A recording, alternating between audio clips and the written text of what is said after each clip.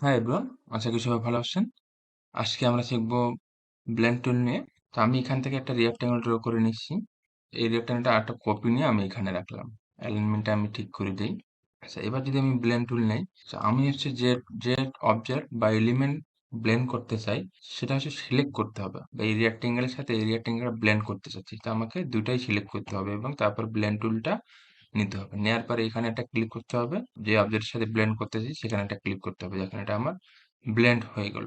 মানে এই অবজেক্টের সাথে এটা মিশে গেল। এখানে অনেকগুলো শেপ বা রেক্ট্যাঙ্গেল তৈরি হয়েছে যেগুলো আমরা হচ্ছে জুম করলে দেখতে পাবো। তো এটা হচ্ছে ব্লেন্ডিং টুলের কাজ। আমি অন্যভাবে একটু বোঝানোর চেষ্টা করি। ধরেন আমি এখানে একটা রেক্ট্যাঙ্গেল নিলাম এবং এখানে একটা স্টার নিলাম বা হচ্ছে ধরেন পলিগনটাই নিলাম। এখানে একটা পলিগন নিলাম। এখন আমি যদি ২ টা সিলেক্ট করি এবং এখান থেকে ব্লেন্ড টুলটা এপ্লাই করে দেই, এখানে একটা ক্লিক করলাম, এখানে একটা ক্লিক করলাম। তাহলে কি হলো দেখেন, আমার এখানে রেক্ট্যাঙ্গেল ছিল।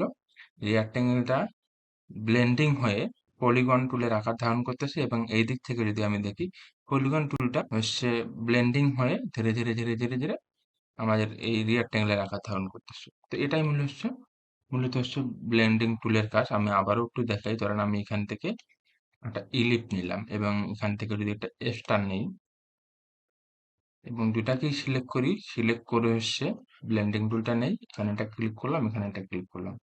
ঠিক আছে, দেখেন আমার এই স্টারটা ধীরে ধীরে সেই ইলিপ টুল হয়ে যাচ্ছে এবং ইলিপটা এখান থেকে ধীরে ধীরে স্টার হয়ে যাচ্ছে।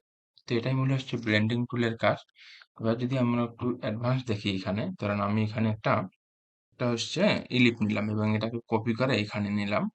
এবার আমি দুইটাকে সিলেক্ট করে অ্যালাইনমেন্ট করে দিলাম, আবারও হচ্ছে এখান থেকে ব্লেন্ড করে দিলাম। ২ টা ক্লিক করে ব্লেন্ড করে দিলাম। আচ্ছা, এবার যদি আমি এখানে ডাবল ক্লিক করি, আমার এখানে একটা পপআপ মেনু ওপেন হবে। এখানে কিছু অপশন দেখাচ্ছে। ১ম এ যে দেখাচ্ছে এই অপশনটা, আমি যদি তীরমুখ অপশনটাতে ক্লিক করি, এখানে আমার ৩ টা অপশন দেখাচ্ছে। একটা হচ্ছে স্মুথ কালার, একটা হচ্ছে স্পেসিফাইড স্টেপ এবং স্পেসিফাইড হচ্ছে ডিসট্যান্স। তো এই ৩ টার কাজটা কি? আমি যদি হচ্ছে স্মুথ কালারটা নেই, এটা মূলত হচ্ছে কি, আমি যদি এখান থেকে প্রিভিউ দেই এবং ওকে দেই, আমার এখানে কালার ভেরিয়েশনটা দেখাবে। আচ্ছা, আমি এখানে সেম কালারে নিয়েছি যার কারণে এখানে দেখাচ্ছে না। আমি যদি আবার একটু নেই, এখানে একটা রেড নিলাম এবং এটাকে আরেকটা কপি নিলাম অ্যাল্টার চেপে ধরে, সরি, আমি যদি এটাকে অ্যাল্টার চেপে ধরে একটা কপি নিলাম, কপি নিয়ে এটার কালারটা দিলাম হচ্ছে এইটা। ঠিক আছে, এবার যদি আমি দুইটাকে সিলেক্ট করি এবং এখান থেকে দুইটাকে ব্লেন্ড করে দিই, হ্যাঁ, দেখেন আমার এই কালারটা এই কালারের সঙ্গে ধীরে মিশে গেছে এবং এই কালারটা এই কালারের সঙ্গে মিশে গেছে। আমি যদি একটু ডাবল ক্লিক করি ব্লেন্ড টুলের উপর, তাহলে হচ্ছে দেখেন আমার এখানে দেখাচ্ছে স্মুথ কালার। মানে আমার এটা কালারটা স্মুথ হয়ে গেছে। তো এটার কালার মূলত এটাই। আমি হচ্ছে আবার ২ টা সিলেক্ট করলাম, সিলেক্ট করে আবার এখানটায় ব্লেন্ড টুল নিলাম, ব্লেন্ড টুল নিয়ে এটাকে অ্যাক্টিভ করে দিলাম এবং এটাকে যদি আমি এবার ডাবল ক্লিক করি, ডাবল ক্লিক করে এটা ওপেন করি, এবার যদি আমি এটা দেই স্পেসিফাইড স্টেপ, এবার হচ্ছে আমার এখানে ২৫৪ টা স্টেপ দেখাচ্ছে। তার মানে হচ্ছে আমার এই রেক্ট্যাঙ্গেল থেকে এই রেক্ট্যাঙ্গেলের থেকে এর মাঝখানে ২৫৪ টা আছে। আমি যদি এখানে ১০ টা করে দিই আপনাদের বোঝার সুবিধার্থে, এখান থেকে প্রিভিউটা ওপেন করে দিই, দেখেন এই কি মাঝখানে আমার ১০ টা আছে। আমি যদি এখানে ৫ টা দেই, দেখেন ১, ২, ৩, ৪, ৫। তার মানে হচ্ছে কি, আমার এই অপশনটার কাজ হচ্ছে আমরা এখানে কয়টা স্টেপে চাচ্ছি এটা। আমি এখানে ৫ দিলাম, ৫ টা আসলো। আমি যদি এখানে ১০ দেই, তাহলে এখানে ১০ টা আসবে। ঠিক আছে? প্রিভিউ দিলাম, এই যে ১০। এখানে যদি আমি ৬ দেই, ৬ টা আসবে। ঠিক আছে? এবং সেম ভাবে এখানে লেখা আছে যে স্পেসিফাইড ডিসট্যান্স, মানে এটা থেকে এই সার্কেল থেকে এই সার্কেলের ডিসট্যান্সটা কতটুকু হবে বা এই সার্কেল থেকে এই সার্কেলের ডিসট্যান্সটা কতটুকু হবে। আমি এটা যদি দেই এবং এখান থেকে যদি ধরেন যাই যে ১০০ পিটি, আমরা ১ম ক্লাসে শিখেছিলাম যে হচ্ছে আমরা যখন কোনো আর্টবোর্ড নেই, সেটা পিটি হইতে পারে, সেটা ইঞ্চি হইতে পারে, সেটা পিক্সেল হইতে পারে। যেহেতু আমাদের এই আর্টবোর্ডটা পিটি সাইজে নেয়া আছে, যার কারণে এই সাইজটা এখানে দেখাচ্ছে। তা আমি হচ্ছে এখানে ধরেন যে ১০০ পিটি দিলাম। এবার যদি প্রিভিউ দিই, দেখেন প্রিভিউ। এই অবজেক্ট থেকে এই অবজেক্টের ডিসটেন্স হচ্ছে ১০০ পিটি। আমি যদি এখানে ৫০ দেই এবং হচ্ছে আবার প্রিভিউ দেই, দেখেন এখানে ৫০ হয়ে গেল। আমি যদি এখানে ২০০ দেই, ঠিক আছে?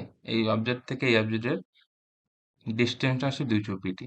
তো এখান থেকে আমরা এটা মডিফাই করে নিতে পারবো। তো এটা হচ্ছে ব্লেন্ড টুলের কাজ। আমি যদি আবার একটু দেখাই, ধরেন যে আমি এখানে একটা সার্কেল নিলাম এবং এর মাঝখানে আরো একটা সার্কেল নিলাম। এই সার্কেলের কালার দিলাম হচ্ছে, কারণ এই সার্কেলটার কালার দিলাম হচ্ছে রেড। আর এই যে মাঝখানে যে সার্কেলটা আমাদের মিশে গেল, এই সার্কেলটার কালার দিন হচ্ছে এই কালারটা দিলাম, ঠিক আছে? এবং এই দুইটাকে সিলেক্ট করলাম, দুইটাকে মেডেল করে দিলাম। এবার যদি আমি এই দুইটাকে ব্লেন্ড করতে চাই, ধরেন আমি এটা ক্লিক করলাম, এখান থেকে এখানে ক্লিক করে দিলাম, তাহলে এইটার সাথে এটা ব্লেন্ড হয়ে গেল, ঠিক আছে? এবং চাইলে আমি যদি এই সিলেক্ট করে এটাকে ডাবল ক্লিক করি এখান থেকে, সেম ভাবে এখানে যে আমরা কাজগুলো করেছিলাম, এটা colour, specified step, specified distance সবগুলো এখানে আমরা করে দিয়েছি। যদি আমি স্টেপটা নেই, স্টেপ নিয়ে এখান থেকে 165 দিয়ে আসে, আমি এখান থেকে যদি আমি প্রিভিউটা আপনাকে এখানে ধরুন যে 4 দিলাম, প্রিভিউ, এখানে আমার 4টা স্টেপ আছে এবং আমি এখান থেকে 2 দিলাম, প্রিভিউ দিলাম, ঠিক আছে? এই স্টেপগুলো আমরা এখান থেকে করে দিতে পারবো। সেম ভাবে হচ্ছে এখানে আমার এই ডিসটেন্সটাও এখান থেকে দেখায় দিতে পারবো। ধরুন যে আমি 500 দিলাম।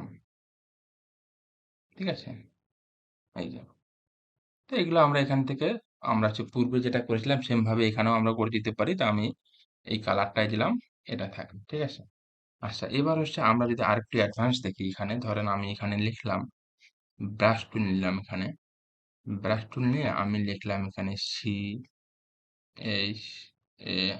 CHARULA TA আচ্ছা আমার এখানে অনেক আমি মাউস দিয়ে লিখতেছি যার কারণে একটা ভালো দেখা যাচ্ছে না।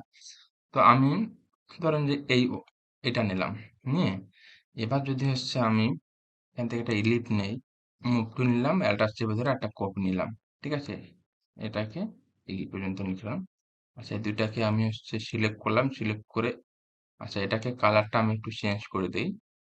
এই কালারটা নিলাম এবং ২ টা সিলেক্ট করলাম। সিলেক্ট করে এখান থেকে ব্লেন্ড করে দিলাম। ঠিক আছে?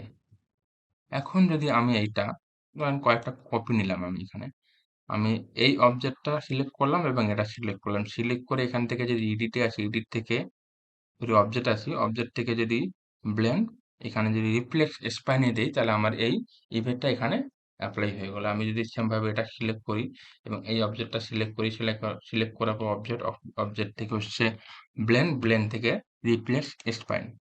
তো এইভাবে হচ্ছে আমরা আমাদের যেকোনো টেক্সট বা হচ্ছে এলিমেন্টকে ব্লেন্ড টুলের মাধ্যমে এগুলাকে রিপ্লেস করে কাস্টমাইজ করে আমরা হচ্ছে ডিজাইন তৈরি করতে পারি এবং সেম ভাবে আমরা এখান থেকে ডাবল ক্লিক করে এগুলো আমরা হচ্ছে যেভাবে চেঞ্জ করেছিলাম সেম ভাবে এগুলো আমরা এখান থেকে চেঞ্জ করে দেখতে পারি। তো এই ছিল মূলত আজকের ক্লাস। আর নেক্সট ক্লাসে আমরা হচ্ছে সিম্বল স্প্রে টুল নিয়ে আলোচনা করব। তো সে পর্যন্ত সবাই ভালো থাকবেন। ধন্যবাদ।